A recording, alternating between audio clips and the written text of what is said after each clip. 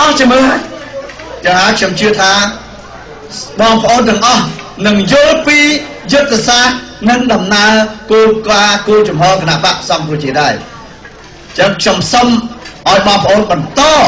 បេសកកម្មជាប្រវត្តិសាស្ត្រនេះជាមួយយើងខ្ញុំតទៀតបន្តជួយគ្រប់គ្រងពួកយើងខ្ញុំតទៀតបងប្អូននៅតាមទីទៀតទេដល់ទីទេបងប្អូនសូមជួយឲ្យដល់ទីណាបងប្អូនណាកន្លងមកបងប្អូនជួយច្រើនណាស់បើគ្មានខ្មែរនៅក្រៅប្រទេសជួយទេពួកខ្ញុំគ្មានដង្ហើមរស់ទេនៅក្នុងបងប្អូននឹងបាតកម្មម្ដងអស់ប្រមាណទេម្ដងអស់ជាង $10,000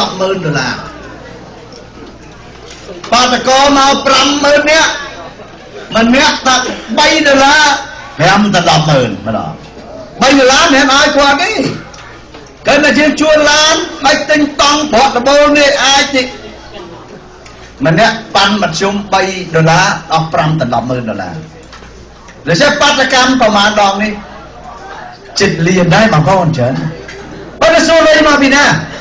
អត់មានយកលុយឈាមប្រជារាស្ត្រដោយពួកនោះទេបងប្អូនបើលុយជាលុយដែលបានមកពីយើងរបស់បងប្អូនទាំងអស់ពីកម្លាំងពលរដ្ឋរបស់បងប្អូនប្រជារាស្ត្រខ្មែរនៅក្រៅប្រទេសធ្វើការសន្សំលុយជួយជាតិនេះហើយជាវីរភាពរបស់បងប្អូនដែលខ្ញុំសូមអរគុណសូមកោតសរសើរបាទសូមកោតសរសើរសូមអរគុណក្រុមមានប្រជាប្រដ្ឋខ្មែរសូមសម្ដែងនៅស្មោះថាបើគ្មានបងប្អូនលើកទឹកចិត្តពួកខ្ញុំទេគឺយើងអត់ទៅរួចទេដូចថ្ងៃនេះណាបងប្អូនមកបណ្ដេះរកកន្លែងអង្គុយបានណាកុំថាហ៊ុនសែនចង់ចាប់កម្មសខា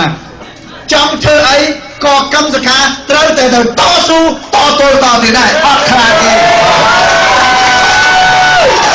កម្មសខាសាវរាស៊ីកម្មសខាសាវរាស៊ីកម្មសខាសាវរាស៊ីដូច្នេះ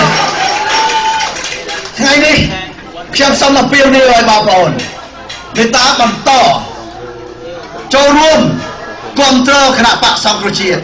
នេះជាបេសកកម្មប្រវត្តិសាស្ត្របងប្អូនមិនដែលមានទេខ្មែរយើងលើកឡើងរត់យ៉ាងច្រើនដែលអត់ដែលមានទេបងប្អូនខ្ញុំទៅទីណាណា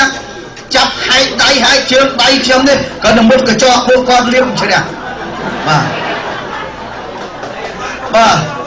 គ្រប់កន្លែងទាំងអស់បងប្អូនខ្មែរក្រោកហើយឈឺចាប់ណាបងប្អូន 3-4 ថ្ងៃមុនខ្ញុំមកនេះខ្ញុំទៅខេត្តកណ្ដាលជាមួយឲ្យដំអ៊ូចន្ទរិទ្ធតំណាងរាស្ត្រខេត្តកណ្ដាលនេះ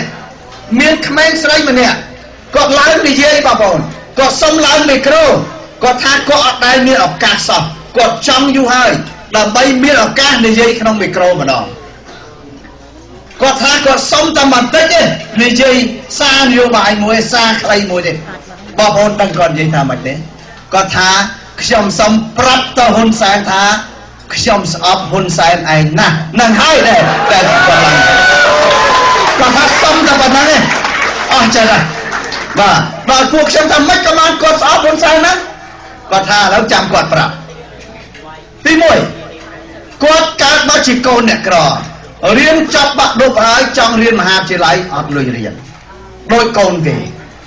រៀនបកែប៉ុនអត់លុយរៀនយកបរិញ្ញាបត្រយកបណ្ឌិតអនុបណ្ឌិតទៅទេអត់លុយរៀនដោយសារម៉ែឪក្រនេះក្រអត់លុយរៀនរដ្ឋាភិបាលហ៊ុនសែនអត់ផ្ដល់ឱកាសឲ្យកូនអ្នកក្រអាចរៀនបាន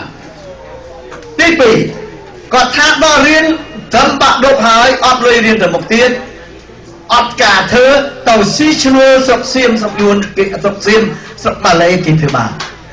នេះគាត់ថាហ្នឹងហើយមកពីហ៊ុនសែនបានគាត់អត់ការធ្វើហើយគាត់6 ឆ្នាំហើយ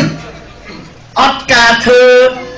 តាំងពីអ្នកអត់អាចរៀបការជាមួយគ្នាបាន6 ឆ្នាំហើយគាត់ដើរហាត់ខាត់គ្នាតែប៉ុណ្្នឹងបាទអត់បានរៀបការដោយសារអី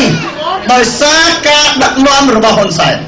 6 ឆ្នាំហើយឈឺចាប់គាត់ចេះតែសម័យឃើញថ្ងៃណាទៅយើងបានរៀបការពីអ្នកគូទៅដល់គាត់ហើយឥឡូវនេះគាត់បញ្ជាក់ថាគាត់ចង់ការឆ្នាំហ្នឹងគាត់ប្រាប់កម្មសខាសំរងស៊ីថាគាត់ចង់ការឆ្នាំហ្នឹងតើហ៊ុនសែនចុះពេលណាគាត់ការពេលហ្នឹងបាទ